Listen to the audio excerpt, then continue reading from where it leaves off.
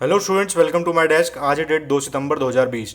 आज इस वीडियो में हम डिस्कस करेंगे कि आपकी सभी एग्जाम्स में करंट अफेयर्स से रिलेटेड आज की डेट से कौन कौन से क्वेश्चंस बन सकते हैं। तो पेन पेपर ऑन कर लीजिए और सभी इंपॉर्टेंट फैक्ट्स को नोट डाउन करते चलिए और वीडियो को अंत तक देखिए ताकि आपका कोई भी इंपॉर्टेंट फैक्ट मिस ना हो। आपकी पहली अपडेट है आज की। एनएसओ द्वारा जारी आंकड़ों के अनुसार 2020-21 की अप्रैल जून तिमाही में जीडीपी में कितने प्रतिशत की गिरावट भारत में आई है? 3.8%, 9.24%, 15.6% या 23.9%। आपका राइट ऑप्शन है इसमें 23.9%।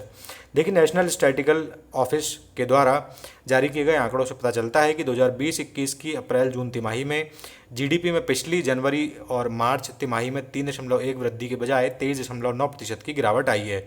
प्रमुख अर्थव्यवस्थाओं में भारत का संकुचन सबसे तेज रहा है।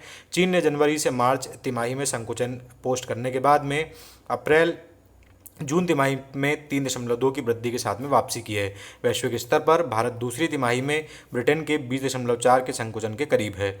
महामारी के पहले एशिया की तीसरी सबसे बड़ी अर्थव्यवस्था पहले से लड़खड़ा रही थी और अप्रैल से जून में इसे पहली बार एक संकुचन का सामना करना पड़ा जब से भारत ने 1996 में तिमाही रिकॉर्ड बनाना शुरू किया था। इतना आपको इस क्वेश्चन में से याद रखना है। नेक्स्ट अपडेट है आज की आपकी। CMERI ने किस संस्था के साथ मिलकर विश्व का सबसे बड़ा सौर वृक्ष विकसित किया है? CSIR, DRDO, इसरो या सीरम इंस्टीट्यूट? आपका राइट ऑप्शन है इसमें CSIR के साथ मिलकर। देखिए, CSIR CMRI ने मिलकर विश्व का सबसे बड़ा सौर वृक्ष विकसित किया है, जो कि CSIR CMRI आवासीय कॉलोनी दुर्गापुर में स्थित है। सौर वृक्ष की स्थापना जो क्षमता है वह 11.5 किलो वाट से भी ऊपर है। इसके पास स्वच्छ और हरित ऊर्जा की 12,000 से 14,000 इकाइयों को उत्पन्न करने की वार्षिक क्षमता है। प्रत्येक पेड़ में 330 WP की क्षमता वाले कुल 35 सौर PV पैनल हैं।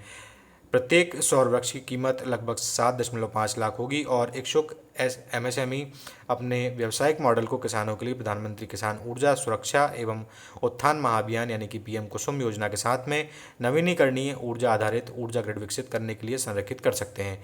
इतना आपको इस प्रश्न में से याद रखना है। नेक्स्ट अपडेट है आज की आपकी। जापान ने भारत को कोविड-19 संकट आपातकालीन प्रतिक्रिया सहायता हेतु कितना आधिकारिक विकास ऋण सहायता ऋण दिया है? 500 करोड़ रुपए, 1800 करोड़ रुपए, 2500 करोड़ रुपए या 3500 करोड़ रुपए? आपका राइट ऑप्शन है इसमें 3500 करोड़ रुपए। देखिए, जापान ने भारत को कोविड-19 संकट आपातकालीन प्रतिक्रिया सहायता के लिए 3500 करोड़ रुपए का आधिकारिक विकास सहायता ऋण दिया है।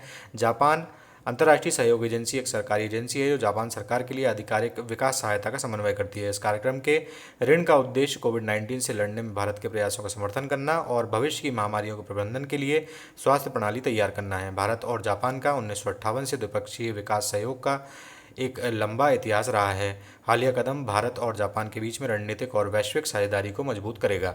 इतना आपको इस प्रश्न में से याद रखना है। नेक्स्ट अपडेट है आज की आपकी। एतिकोप्पका गुड़िया बनाने की कला का संबंध किस राज्य से है? तमिलनाडु, आंध्र प्रदेश, तेलंगाना, केरल आपके ऑप्शन हैं। राइट ऑप्शन है इसमें आपका आंध्र प्रदेश। देखिए, हाल ही में प्रधानमंत्री नरेंद्र मोदी ने मन की बात कार्यक्रम में विशाखापट्टनम की गुड़िया बनाने की कला एतिकोप्पका का उल्लेख किया था और श्री मोदी ने कहा था कि एतिकोप्पका गुड़िया का महामारी के दौर में बच्चों में रचनात्मकता जगाने के लिए एक विशेष उपयोग हो सकेगा। एतिकोप्पका जो है आंध्र प्रदेश के विशाखापट्टनम जिले में वराह नदी के किनारे पर एक बसा छोटा सा गांव है। 2017 में यहाँ के पारंपरिक एतिकोप्पका खिलौनों को भौगोलिक संकेतक यानी कि GI टैग दिया गया था और यह खिलौने नरम लकड़ी और लाख रंग से बनाए जाते हैं। इन्हें बीज, लाख, जड़ों और पत्तियों से प्राप्त प्राकृतिक रंगों से रंगा जाता है। ठीक है, इतना आपको इस क्वेश्चन में से याद रखना है। नेक्स्ट अपडेट है आज की आपकी। CBDT के वर्तमान चेयरमैन कौन है? सुशील कुमार मोदी, विकास शुक्ल, शिवनारायण अग्रवाल या प्रमोद चंद्र मोदी? आपका राइट ऑप्शन है इसमें प्रमोद चंद्र मोदी। देखिए, केंद्रीय प्रत्यक्ष कर बोर्ड यानी कि CBDT central board of direct taxes के चेयरमैन प्रमोद चंद्र मोदी का कार्यकाल सोमवार को 6 माह के लिए बढ़ा दिया गया है। मोदी को फरवरी 2019 में CBDT का प्रमुख नियुक्त किया गया था। उन्हें पिछले साल अगस्त में 1 साल के लिए फिर इसी पद पर नियुक्त किया गया था। यह नियुक्ति उनके 31 अगस्त 2019 को सेवानिवृत्ति होने की तिथि से आगे 1 साल के लिए 31 अगस्त 2020 तक के लिए की गई थी। कार्मिक मंत्रालय के आदेश में कहा गया है कि मंत्रिमंडल की नियुक्ति समिति ने मोदी के CBDT चेयरमैन तौर पर पुनः नियुक्ति के कार्यकाल में 6 माह के विस्तार को मंजूरी दी है।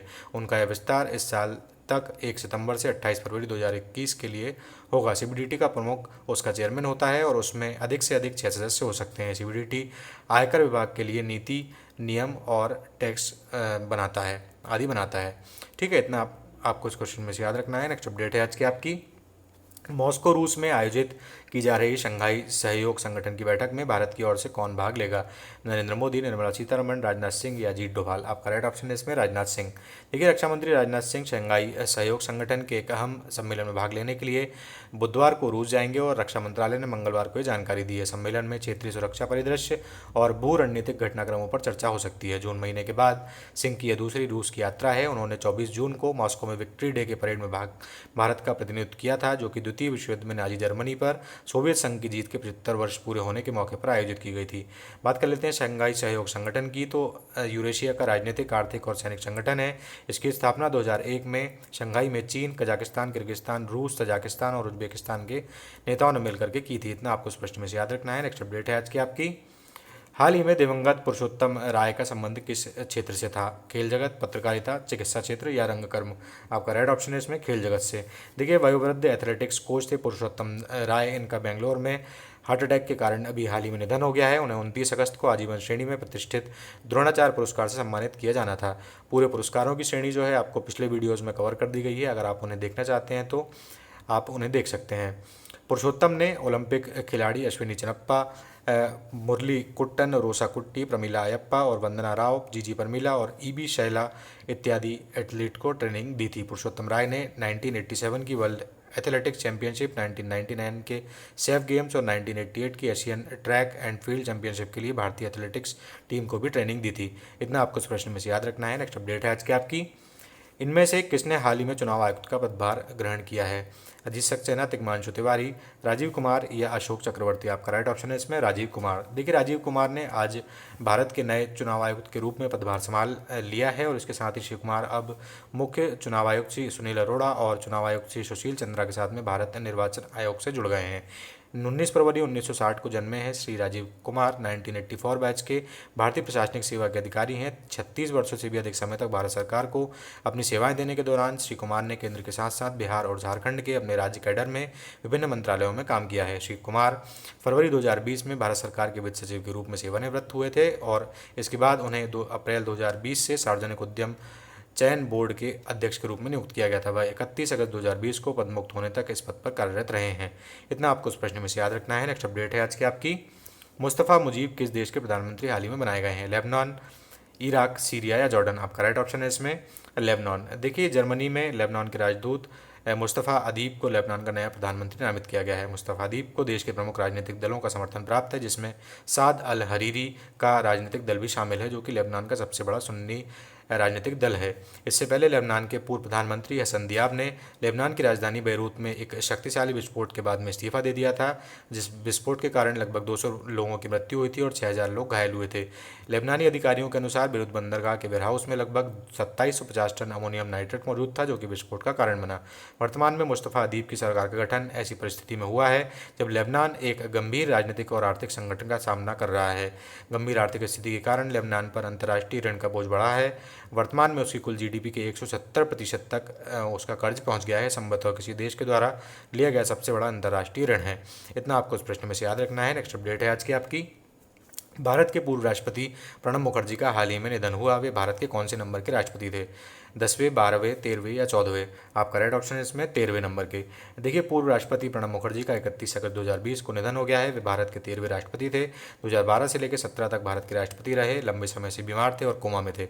दिल्ली कैंट स्थित आर्मी रिसर्च एंड रेफरल अस्पताल में उनका इलाज चल रहा था। उनकी ब्रेन की सर्जरी हुई थी, जिसके बाद उनकी हालत नाजुक होने के चलते उन्हें वेंटिलेटर पर रखा गया और उनके ब्रेन में एक थक्का बन गया था, जिसको निकालने के लिए एक ऑपरेशन किया गया, जिसमें कि उनकी डेथ हो गई। दिवंगत पूर्व राष्ट्रपति प्रणब मुखर्जी के सम्मान में 31 अगस्त से 6 सितंबर तक 7 दिन के राजकीय शोक की घोषणा भारत में की गई है। इस दौरान राष्ट्रीय ध्वज सभी इमारतों पर आधा झुका रहेगा और कोई भी सरकारी कार्यक्रम इस दौरान आयोजित नहीं किया जाएगा। आज के लिए दोस्तों बस इतना ही। चलते हैं दूसरे आपके प्रश्न की ओर, जो आपको कल के लिए दिया गया था। निषाद थरंगा किस देश की क्रिकेट टीम के खिलाड़ी थे जिन्होंने क्रिकेट से संन्यास की घोषणा की? भारत, वेस्ट इंडीज, न्यूजीलैंड या श्रीलंका? आपका राइट ऑप्शन था इसमें श्रीलंका। निषाद थरंगा परानाविताना या थरंगा परानाविताना श्रीलंकाई टेस्ट क्रिकेटर थे। वह एक सलामी बल्लेबाज और एक ऑफ ब्रेक गेंदबाज थे। उन्होंने कुल 32 टेस्ट एवं 29 T20 मैच खेले, जिसमें उन्होंने 1792 एवं 692 कुल रन बनाए थे। आज के आपके लिए क्वेश्चन है, फेसबुक के CEO मार्क जुकरबर्ग को पिछाड़कर विश्व के तीसरे सबसे अमीर व्यक्ति कौन बन गए हैं? Bill Gates, Bernard Arnault, Steve Ballmer या एलॉन मस्क? मैं आज आपसे फिर से एक बार कहूँगा दोस्तों कि जब भी आप अपना उत्तर कमेंट बॉक्स में लिखा करें तो आप उसे जितना हो सके डिटेल में उत्तर लिखा करें, क्योंकि जब भी कोई चीज़ एक बार आप डिटेल में लिख देते हैं तो दोबारा आप उसे फिर कभी भूलते नहीं हैं। आज की वीडियो में दोस्तों बस इतना ही। अगर आपको वीडियो पसंद आया तो आप उसे लाइक कर सकते हैं, शेयर कर सकते हैं अपने दोस्तों के साथ में, और चैनल को सब्सक्राइब करना बिल्कुल ना भूलें। धन्यवाद।